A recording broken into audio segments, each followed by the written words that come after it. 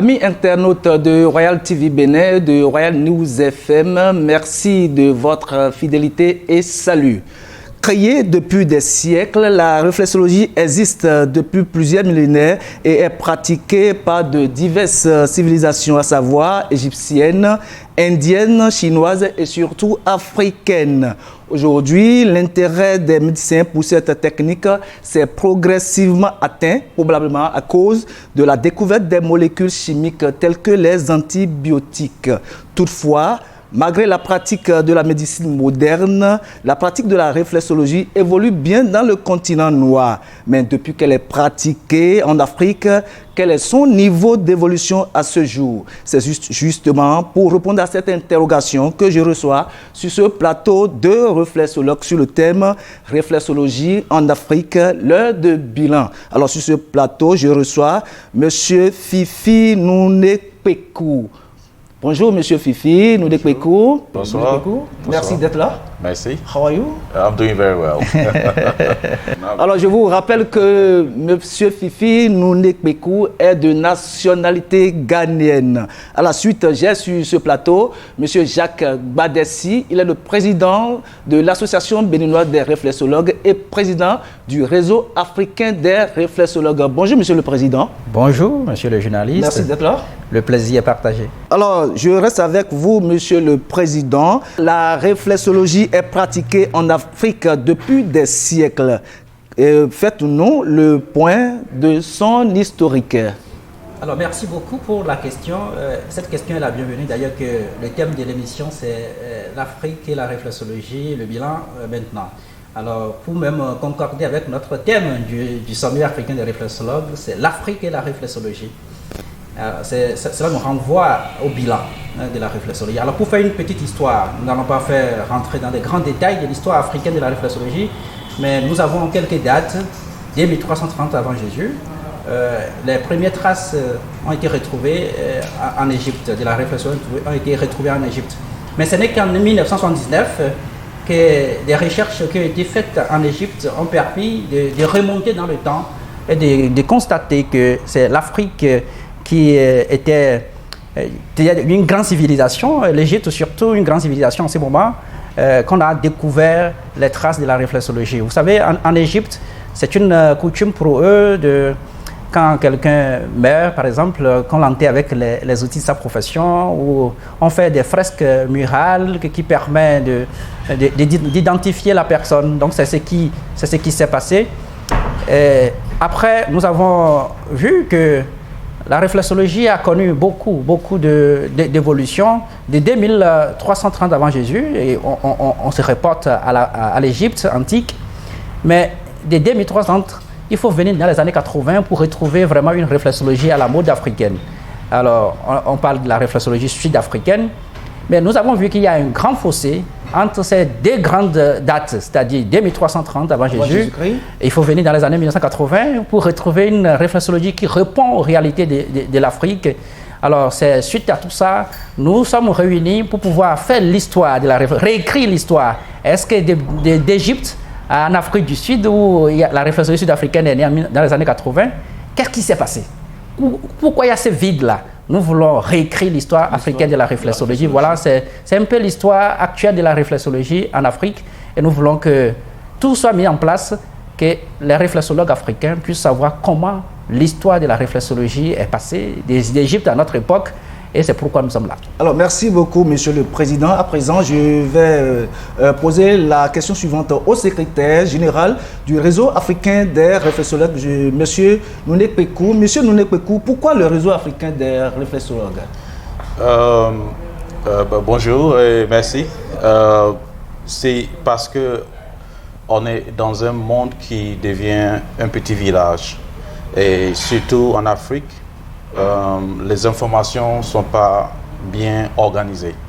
Et si je viens au Bénin et si je cherche un réflexologue, je dois demander à quelqu'un qui connaît quelqu'un, qui connaît quelqu'un, qui connaît quelqu'un, qui connaît un réflexologue qui habite peut-être à 30 km. Mais maintenant, le réseau fait qu'on sera inscrit dans les informations ou dans une plateforme. Dans une plateforme là où c'est facile aux gens qui viennent ici ou bien même aux personnes qui sont dans tous les membres des pays africains de se reconnaître et de savoir qui s'approcher s'ils veulent un réflexologue. Voilà. Oui.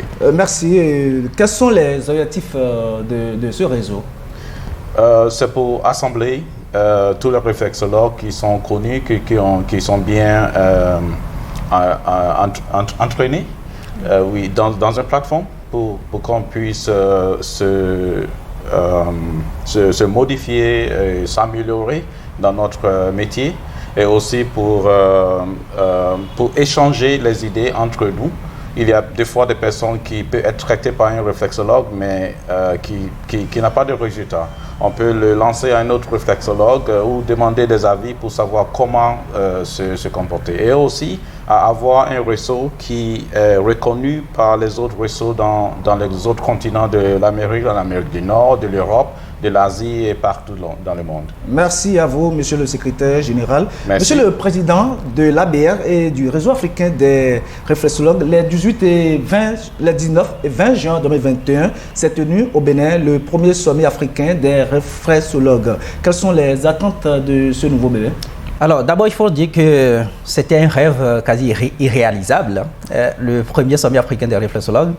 Ça fait plus d'1 an que nous sommes en train de travailler sur la tenue effective de ces réseaux africains, de ces sommets africains des réflexologues, qui entre-temps devait avoir eu lieu au Togo, mais nous avons eu quelques difficultés. Donc, finalement, c'est le Bénin qui accueille l'événement. Parce que le président est béninois? Non, pas forcément. Quels sont les critères?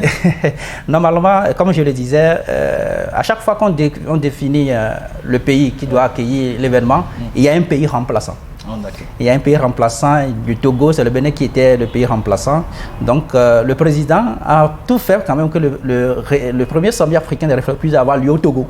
Donc on a travaillé et c'est à 2 semaines pratiquement de l'événement que nous avons délocalisé ainsi l'événement vers le Bénin. Les réflexologues togolais sont présents à ce sommet? Oui.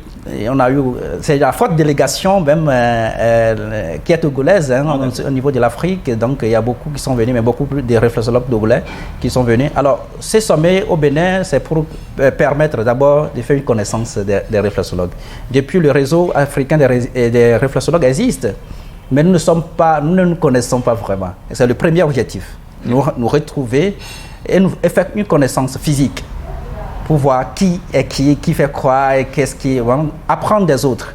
Et pendant ces sommets africains des réflexologues au Bénin, nous avons eu plusieurs conférenciers qui sont venus d'Afrique. Vous savez, lorsqu'on parle de l'Afrique, souvent, beaucoup de personnes pensent qu'il n'y a pas de personnes qui réfléchissent bien, qu'il n'y a pas des élites, il n'y a pas des intellectuels, mais c'est faux. Alors que les vrais intellectuels, c'est les Africains. Et moi, pendant ces sommets, j'ai vu que... D'ailleurs, avant ces sommets, quelques tours que j'ai fait en Afrique, j'ai rencontré beaucoup de réflexologues qui font vraiment des choses extraordinaires. Et c'est pour valoriser tout ce que nous faisons déjà sur le continent que nous avons dit, mais il faut que nous nous retrouvons ensemble au Bénin et discuter. Parce qu'il faut poser un diagnostic de la réflexologie en Afrique. Nous savons que nous avons des améliorations à faire. Et ces améliorations, si chacun reste dans son pays, ce serait difficile de faire ces améliorations. C'est pourquoi nous nous sommes retrouvés à Cotonou pour discuter. D'ailleurs, le thème, comme je le disais tantôt, de ce sommet africain, c'est l'Afrique et la réflexologie. Donc, c'est pour passer au scanner, en quelque sorte, la pratique de la réflexologie en Afrique. Parce que on dit la réflexologie vient de l'Afrique. L'histoire a montré tout à l'heure que ça vient de l'Afrique. Mais qu'est-ce qu'il en est aujourd'hui de la pratique de la réflexologie en Afrique? Quel est son niveau? L'évolution, c'est pour poser ces diagnostics et faire le bilan que nous sommes venus. Mais je peux vous dire que les conférenciers sont très contents de pouvoir faire ces déplacements malgré ces contextes très difficiles. Ils sont venus et nous apprenons beaucoup de choses des uns des autres parce que chaque pays a fait le bilan ou l'état des lieux de la réflexologie dans chaque pays, ce qui nous permet de réécrire l'histoire africaine des réflexologies. Vous voyez, ça ne veut pas dire que la réflexologie n'a pas évolué en Afrique. À un moment donné, on a constaté qu'il y avait un vide. Il y a un vide. Qu'est-ce qu'il y a l'objectif de ce vide-là? Non, la cause de cette vide, c'est qu'on n'écrit pas trop. On n'écrit pas trop. Donc, on pratique la réflexologie. Par exemple, au Bénin, c'est déjà dans les années 80 qu'on pratique la réflexologie. Mais ceux qui faisaient la... reconnu. Oui, ce n'était pas reconnu. Ils ne laissaient pas de traces. ce qui faisait qu'on pense qu'en Afrique, dès 1330 avant Jésus, en Égypte, qu'il n'y a plus de réflexologues en Afrique. Mais il y a toujours des réflexologues en Afrique. Et c'est pour que ces vides-là, on le comble que nous sommes là, pour que les réflexologues de chaque pays nous fassent le point ou l'état des lieux des réflexes dans leur pays.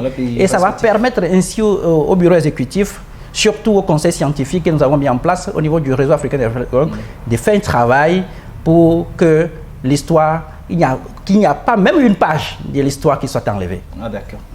Dites-nous, comment vous avez pu dessoucher M. Nundé Kweku, le Ghanéen, dans ce réseau? Alors, je voudrais m'adresser au-delà de Fifi qui est avec nous ici, m'adresser à tous les réflexologues d'Afrique. Au fait, le réseau africain des réflexologues, ce n'est pas les réflexologues d'un pays ou d'une zone de l'Afrique. Non, ce n'est pas pour les francophones, ni pour les anglophones, ni les arabophones, mais c'est pour tous les Africains. C'est ouvert à tout le monde. Et, par exemple, la vice-présidente du réseau africain des réflexologues est tunisienne. Ah, vous voyez, donc c'est toute l'Afrique. Alors Fifi, c'est un grand réflexologue, je vous le dis, oui, ghanéen, mais qui est aussi en français aussi. qui s'exprime en français, qui est venu nous soutenir aussi. Il faut noter, comme tu le disais tantôt, que c'est lui le secrétaire général du réseau africain des réflexologues. C'est pour dire aux réflexologues qui sont de la zone anglophone aussi, il faut leur dire de venir, parce que le réseau rassemble tous les Africains sans exception. Il n'y a pas une question de langue, non, c'est ouvert à tout le monde. Quelles sont les conditions à remplir pour appartenir à ce réseau? Alors, nous voulons mettre en place un réseau très solide. Quand je dis très solide, c'est un réseau qui répond vraiment aux normes. Alors, si vous êtes réflexologue, nous ne voulons pas remplir notre réseau forcément des personnes qui ne savent pas ce qu'ils font. Vous voyez, il y a malheureusement des associations ou des réseaux où tout le monde vient parce que, bon, j'ai l'argent, il faut que j'intègre ce groupe-là. Non, ce n'est pas comme ça. Ce que nous voulons faire est très sérieux. Ce que nous voulons faire en Afrique, c'est très sérieux. Réécrire l'histoire africaine de la réflexologie, ça demande beaucoup de sérieux. Et aujourd'hui, ce que nous allons mettre en place pour que les Occidentaux aussi viennent en Afrique pour apprendre la réflexologie africaine. Parce que nous voulons donner une identité à l'Afrique. Quand on parle de réflexologie africaine, il faut que les réflexologues africains puissent s'identifier facilement dans ce que nous faisons. Et c'est le but. Donc, que quelqu'un veut faire partie du réseau africain des réflexologues, il doit être réflexologue. C'est la première des choses.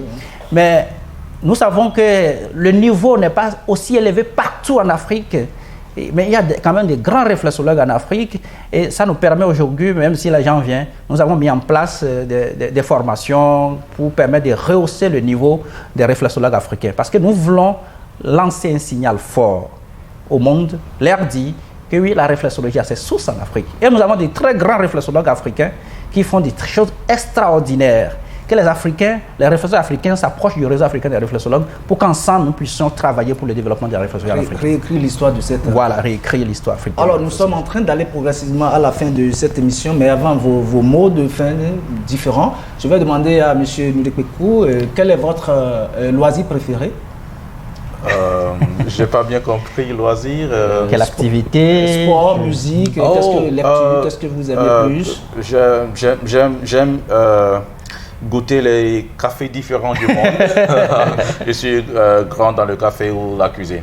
Je fais ça de temps en temps et des fois j'écoute la musique douce, le jazz, le piano, mais en buvant mon café. Et quand on prend la musique, quel est l'artiste, la star préférée que vous aimez plus?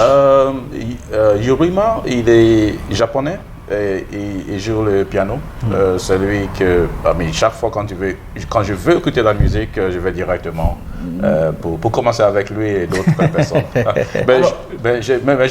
J'écoute toutes les sortes de musique. Oui, mais surtout pour les pianos. Nous sommes à la fin de cet entretien. Quel est votre mot de fin? C'est un bon début. C'est un bébé qui vient d'être renaître, je veux dire, parce que ça a commencé en Afrique. Donc c'est renaître.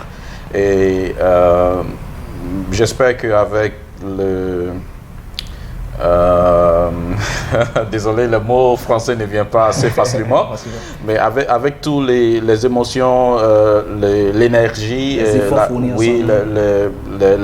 l'humilité, Avec l'humilité. L'humilité et tout ce qu'il faut pour réussir à ce réseau parmi tous les gens qui sont venus, les réflexologues qui sont venus. Je souhaite que ça va bien marcher, un bon avenir au rare. Voilà. Merci beaucoup, Monsieur le Président de l'Association béninoise des réflexologues et le Président du réseau africain des réflexologues. Votre loisir préféré? Moi, j'aime bien la musique aussi, j'aime bien écouter la musique, mais moi, ma particularité, j'aime bien écouter la musique que je comprends. Vous voyez, j'aime bien les messages pour la musique, et donc j'aime la musique traditionnelle d'ici. Mais si j'écoute une musique, pour la plupart du temps, je préfère comprendre le message. Quand c'est la musique traditionnelle du Bénin, quel est votre star préféré? Traditionnelle. Oui. J'aime bien, par exemple, Alec Béranou. Quel est son titre qui vous pique? Bon, tu sais, c'est Alec Béranou. D'abord, pourquoi je l'aime? Peut-être que je ne vais pas me rappeler des titres. Mais moi, je l'aime parce que je suis quelqu'un qui aime tout ce qui est parabole, proverbe, tu vois. Et dans ses chansons, il en parle, c'est qu'il faut avoir une certaine sagesse pour déchiffrer ce qu'il dit. Et moi, je l'appelle un philosophe, comme beaucoup d'autres personnes l'appellent. Je l'aime bien parce qu'il dit des choses très sensées, et puis des histoires que dans mes conférences, parfois, j'en fais usage parce que ça permet c'est la sagesse africaine. Voilà, j'aime bien ça. Votre mets préféré? Moi, mes préférés, tu sais, moi, j'aime bien la pâte noire, la pâte blanche avec légumes. Je dois goûter ça. Et il y en a pendant le sommet. Il n'y a pas de problème. Nous sommes à la fin de cet entretien. Quel est votre mot de fin, Monsieur le Président? Alors d'abord, je voudrais remercier toutes les délégations qui sont venues du Togo, du Burkina et d'ailleurs, du Bénin, partout en Afrique. C'est une grande joie pour nous, moi en tant que le président du réseau africain des réflexologues, d'accueillir les réflexologues d'Afrique ici au Bénin. Tout d'abord, je les remercie pour le déplacement. Je voudrais appeler les uns les autres, surtout les réflexologues, à se donner, parce que la réflexologie est un métier noble. Ce n'est pas un métier à banaliser. Donc, mais pour que nous puissions y arriver, il faut que nous-mêmes, nous donnons de la valeur à ce que nous faisons. Et ça part d'une très bonne formation. Parce que lorsque vous êtes réflexologue et vous allez dans les milieux formels de la médecine, il faut avoir les mots qu'il faut pour convaincre par exemple les médecins. Un médecin qui n'est pas forcément un réflexologue, vous voyez. Donc c'est des branches différentes, même si nous travaillons pour le bien-être intégral des gens. Ils ne sont pas réflexologues. Mais lorsque nous avons décidé de faire quelque chose pour faire du bien à l'être humain, ce n'est pas une machine, hein, un humain. Ce n'est pas une machine. Si c'était une machine, même si on l'abîmait, on va essayer de changer des choses. Les pièces. Mais c'est un humain. Donc, il faut que les réflexologues comprennent que toute base de la médecine, quelle que soit la forme de la médecine que nous faisons, c'est la maîtrise du corps, l'anatomie, la physio, la pathologie. Ça permet de faire asseoir ce que nous faisons comme pratique. Donc, c'est la première des choses que je les demande. Je les demande également de s'approcher du réseau africain des réflexologues pour qu'ensemble, nous puissions travailler pour que la réflexologie soit connue. Je remercie les autorités ici au Bénin qui nous soutiennent, qui sont venus aussi au sommet, le premier sommet, et je les demande d'être notre porte-parole, parce que le but finalement du réseau africain, c'est d'avoir une intégration au niveau des grandes instances africaines, ce qui concerne la santé, l'UEMOA, tout, pour que la réflexologie soit très bien connue en Afrique, mais soutenue par les pouvoirs publics, pour que ça soit dans un cadre, ça recadré, pour que sa pratique soit régie par vraiment des lois. Merci. Merci. Amis internautes de Royal TV Bénin, de Royal News FM, depuis la nuit des temps, la réflexologie en Afrique a marqué une pause et son existence, il fallait dire, mais pour réécrire sa nouvelle page, pour réécrire son histoire, les réflexologues africains se sont réunis pour mettre sur pied un réseau africain des réflexologues. Comme ça, dans le monde entier, dans les autres continents, la réflexologie en Afrique aura sa valeur, aura son sens. Merci de nous avoir suivis. C'est la fin de cette émission. À la prochaine. Bye bye.